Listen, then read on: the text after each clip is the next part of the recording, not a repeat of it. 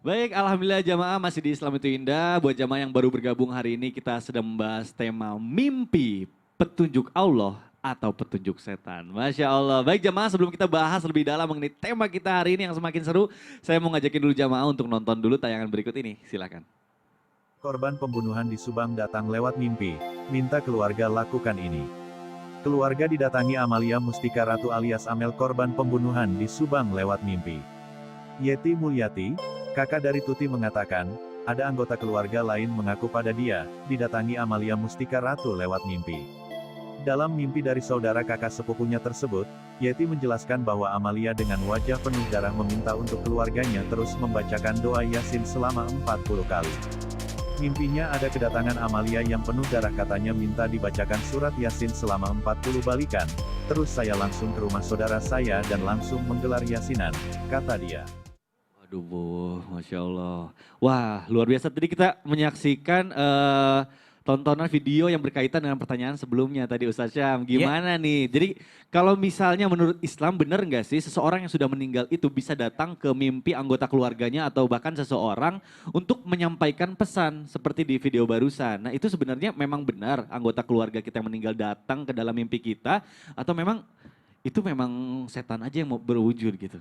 Gimana teman Baik, penjelasan Bismillah. silakan. Tapi guru kami Uthman, Ustaz Bani, Betul, Ustaz Syam. Mas Mikdad serta guru-guru kami yang dimuliakan Allah Subhanahu wa taala serta para anak yang sedang kangen-kangennya sama orang tua yang mungkin baru meninggal atau para orang tua yang sedang kangen-kangennya terhadap anak yang meninggal atau sanak saudara yang sanak saudaranya meninggal dunia sedang kangen-kangennya, maka subhanallah ada satu ayat dalam Al-Qur'an. Ba'da naqul a'udzubillahi minasyaitonir rajim. وما أرسلنا من رسول إلا ليطاع بإذن الله ولو أنهم إذ ظلموا أنفسهم جاءوك فاستغفروا الله واستغفر لهم الرسول لوجدوا الله توابا رحيما. Dalam surah An-Nisa ini dijelaskan oleh para ulama tentang satu kisah di mana seorang pemuda ketika mengetahui tentang ayat ini tentang bahwasanya walau annahum idzalamu anfusahum ja'uka fastaghfirullaha wastaghfar lahum rasul wajadullaha tawwabar rahima. Orang yang memohon ampun kepada Allah Subhanahu wa taala, Allah ampuni dosanya. Atau mereka yang melampaui batas datang kepada Rasulullah, Rasulullah memohon ampunkan kepada Allah, maka Allah akan ampuni dosanya orang itu. Mendengar ayat ini, pemuda ini datang ke Madinah. Pemuda ini datang untuk menemui Rasulullah SAW. Setibanya di Yathrib, setibanya di Madinah, ternyata alih-alih menemui Rasulullah SAW, ada Sayyidina Umar bin Khattab yang sedang memegang pedangnya di depan rumah Rasulullah. Sayyidina Umar bin Khattab sedang berteriak-teriak, siapa yang mengatakan Muhammad meninggal, kupenggal kepalanya. Ternyata Rasulullah SAW sudah meninggal dunia pada saat pemuda ini sampai di Madinah. Kan berhari-hari biar nyampe ke Madinah tuh karena dia belum ada kendaraan pada saat itu. Maka pemuda ini menangis dikatakan, bagaimana Allah akan ampuni dosa saya? Rasulullah sudah meninggal dunia. Bagaimana Allah ampuni dosa saya? Rasulullah sudah meninggal dunia. Padahal saya mau nitip sama Rasul supaya sampaikan kepada Allah saya telah bertaubat. Gak mau pulang dia.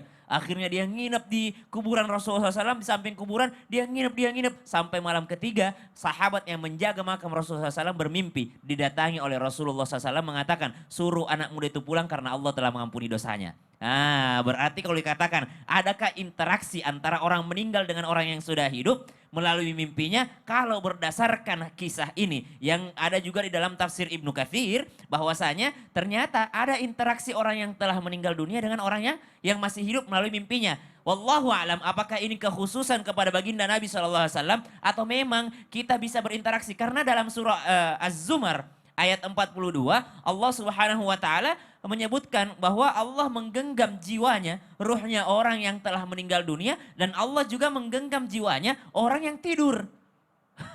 Berarti kalau sama-sama digenggam sama Allah Subhanahu wa taala, terserah Allah mau naruh di mana. Terserah Allah mau naruh di mana. Bisa saja, makanya saya tadi tanya, apakah dia yang mengunjungi kita atau Atau kita kita yang yang sedang memilih. main ke alam barzah, ke alam roh ini. Betul. Bahayanya kalau nggak balik lagi gitu. Iya, meninggal juga. Akan tetapi yang ketiga harus dicamkan ini. Syaitan bisa menyerupai siapa saja kecuali Nabi Muhammad SAW. Betul. Jadi kalau ada yang kita ketemu di mimpi kita, misal orang tua kita, atau kita ketemu dengan ulama besar, lalu kita diminta, datanglah kau ke kuburanku, minta di kuburanku. Jangan percaya. Karena kita dilarang meminta kepada kuburan. Betul. Datang dia, datanglah kau nak baca Yasin di pohon. Wah, memang bacaannya Yasin, tapi yang dibacakan pohon, makanya jangan. Waduh.